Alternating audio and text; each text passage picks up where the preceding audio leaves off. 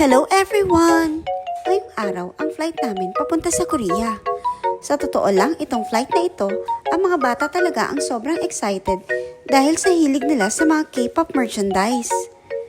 Pero una sa lahat, ipapakita ko sa inyo ulit ang mga gagawin bago makarating sa inyong dream destination. Pagpasok pa lang sa airport ay hanapin kagad kung open na ang counter ng inyong airline. Kapag nakakuha na kayo ng boarding pass, ay dumiretso na kayo sa immigration. Siguraduhin lang na kumpleto ang mga posibleng hingiin sa inyo ng immigration officer tulad ng passport, hotel booking, e-travel at kung employed naman kayo sa government ay travel authority at certificate of employment.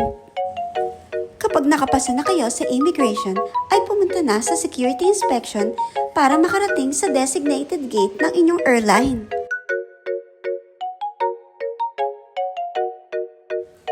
Pag nagawa na ang lahat ng ito, ay ready ka na sa inyong Korean journey. Happy trip! Enjoy your vacation!